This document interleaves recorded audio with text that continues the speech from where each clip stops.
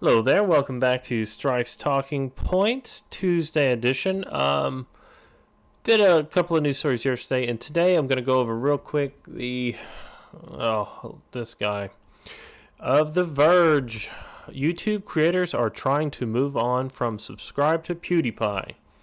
Those of you who don't know, since CBS and most mainstream news has decided that Pewdiepie is an alt-right Nazi, they are trying to work it down. And this is Ethan Klein of h3h3. I've seen a little bit of their work. I'm pretty sure he wants to be comedy. Some of the stuff's funny. He's been having mental breakdowns, having issues on his channel, all of which you can see on his channel if you choose to. Again, h3h3. And here we go. About 12 hours before Gunman told people watching his live stream to subscribe to Pewdiepie, before killing 50 people in New Zealand, popular sketch comedy creator and podcast Ethan Klein posted a video called Subscribe to Pewdiepie for Revenge. Ethan Klein's video was a sketch based around the popular name.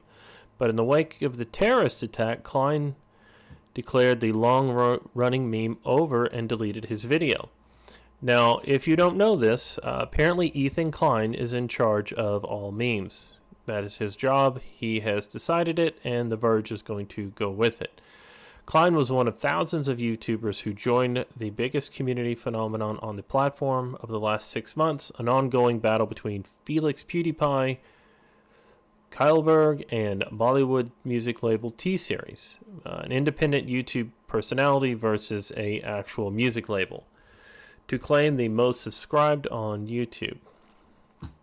The fight, largely considered facetious, it is a joke, they call it a meme, has become a meme everywhere from YouTube to Reddit, Twitter, Facebook, and more, which you should say is online and preceded by online people. Subscribe to Pewdiepie message line every social media platform, but the phrase has also been characterized by has been chanted by teenagers marching through the streets of Estonia and played during halftime shows at basketball games. It is everywhere. It is a phenomenal entertainment. It is a massive joke. PewDiePie knows it. The internet knows it. Anyone who has any concept of what's going on knows it. It's also been used to deface World War II memorial statue in Brooklyn. Now, it took me a little bit to find this. I'm sorry, I got my pictures out of order. Here's what you basically see. You see subscribe to PewDiePie, subscribe to PewDiePie. These are written in chalk on the side of a large memorial. Now, here's a bigger version of that picture. You can clearly see stuff here, stuff here, stuff here, stuff here, stuff there. This monument has been written on multiple times, and it always seems to be washed off. Now, someone writing with chalk on a monument can be cleaned off with a hose. It is not a hardcore thing, not even a problem. Just some kids up there just wrote it. And that is someone who cannot write very well. PewDiePie. Anyway. Yeah, so you see subscribe to PewDiePie, but you can clearly make out there's other stuff on this. There's been stuff written on this thing probably for years and years. It's a monument. Most kids, younger people, don't get monuments. They just write on them because they don't really care. Fact of the world. Monuments over time will become defaced, and that's just how it is. Let's see. Defiance of a World War II statue in Brooklyn and cited global hacking pranks. That's this.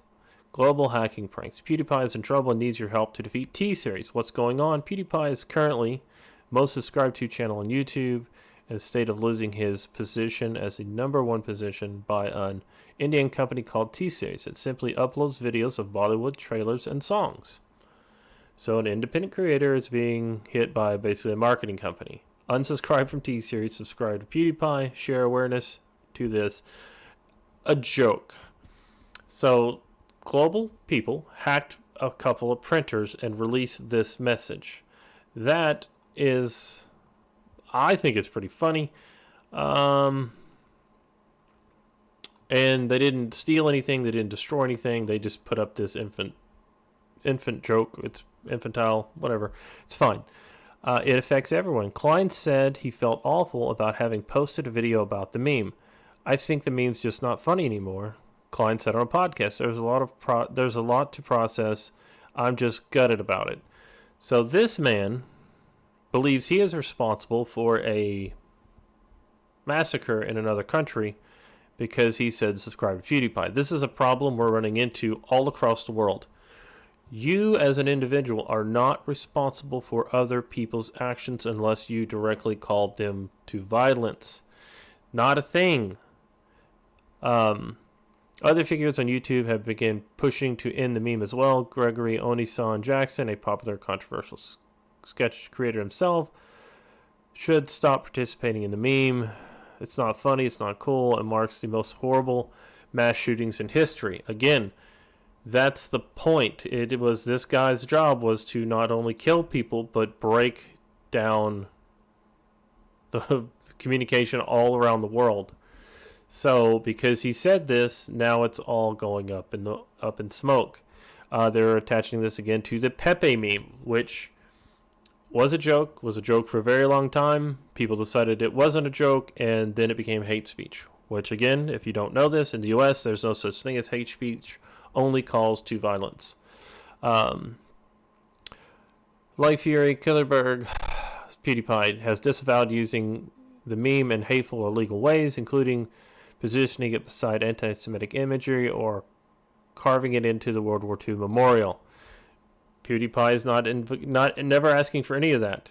He's also tried to use the phenomenon for good, raising $230,000 for an orphanage in India during a charity drive in December. So he's helped more people, I would assume, than The Verge, and he did it using his meme. To reiterate to his audience that everything about subscribe to PewDiePie is a joke, not a call to arms. He's telling you to subscribe to his channel, to watch his videos. If any of these people ever watched his videos, they would get it. Not responding. His team has not responded to requests. PewDiePie is not a team. PewDiePie is a guy who makes a video in his home. He has a very small little girlfriend and a couple of pugs. And then he has, of course, Brad 1, Brad 2, Brad 3, female Brad, and other Brad. I'm not sure how many Brads there are. A bunch of them. There's a part of it I really, really don't like.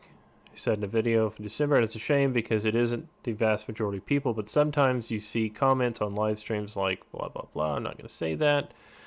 I obviously made jokes about Indians, but I've made jokes about all countries, and that's not what I'm about. He uses humor.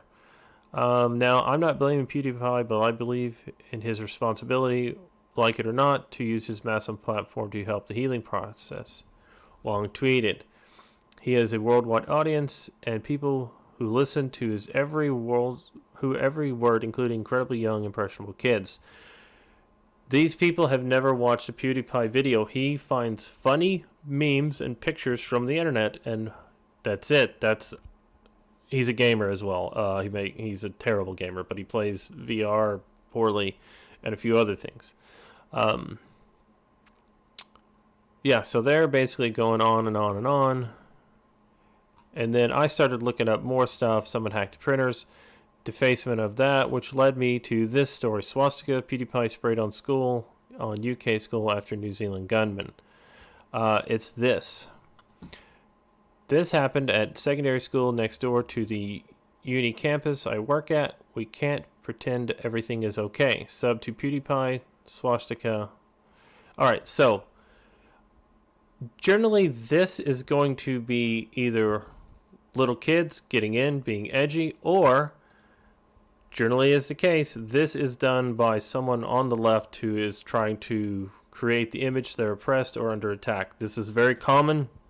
Think of the, the Air Force Academy kid who was painting racial slurs around himself.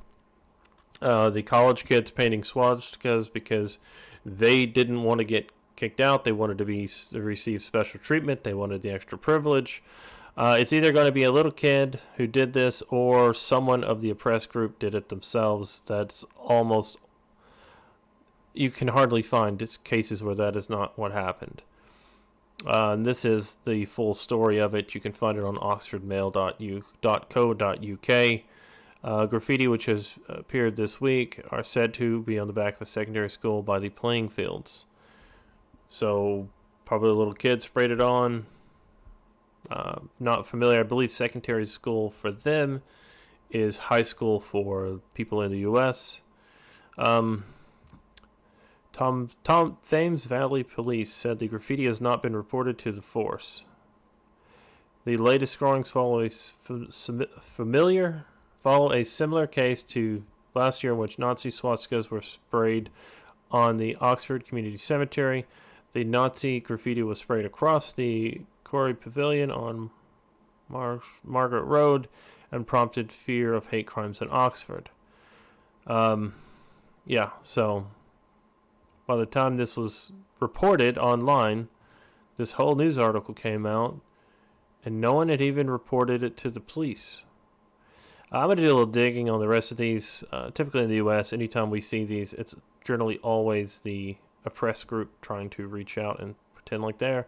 Again, that's the picture they're calling to for Pewdiepie. Here is that better picture. And then, of course, you're going to see here Pewdiepie is barely in the lead. Right now, T-Series, again, independent YouTube creator, marketing firm advertising Bollywood music and film trailers.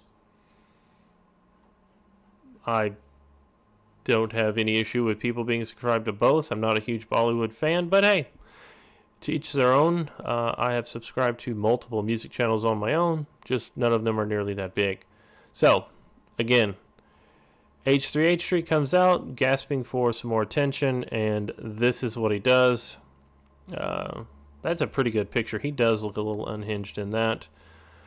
Anyway, thoughts, comments, like, share, subscribe. Let me know what you think.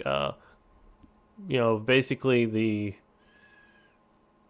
non-graffiti, the more or less funny thing on the printers, and then people trying to push the narrative that Pewdiepie is somehow racist because he makes YouTube videos.